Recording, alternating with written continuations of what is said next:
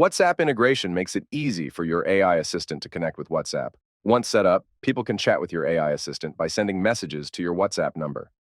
On the Canvas page, click Integrations and then select WhatsApp. To integrate WhatsApp with your Botstack, you need to register as a Meta developer and also have a Meta business account. First, open a new tab on your browser and go to developers.facebook.com and click My Apps.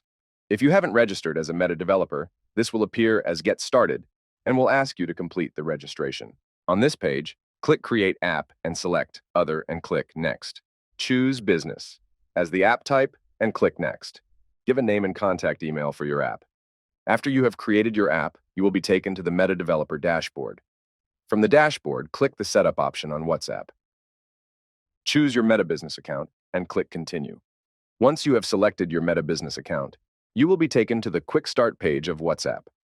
Click the button Start using the API. You will be taken to the Configurations page. From here, you have to edit the webhook settings by clicking the Edit button. On the webhook Edit menu, you have to enter a callback URL and verify token, which will be found on Integration page on the Botstacks Assistant Designer. After you have entered the callback URL and verify token, you have to change your app mode from development to live. Now you have to edit the webhook fields by clicking the Manage button. Enable messages by clicking the checkbox. This will allow WhatsApp to send the user message to Botstacks. Now you have to enter your permanent WhatsApp token and WhatsApp phone number ID on Botstacks. You can find the phone number ID from the API Setup page on Meta Developer dashboard. Once you have added your permanent WhatsApp token and WhatsApp phone number ID on Botstacks, it will show you as connected on the Integrations page.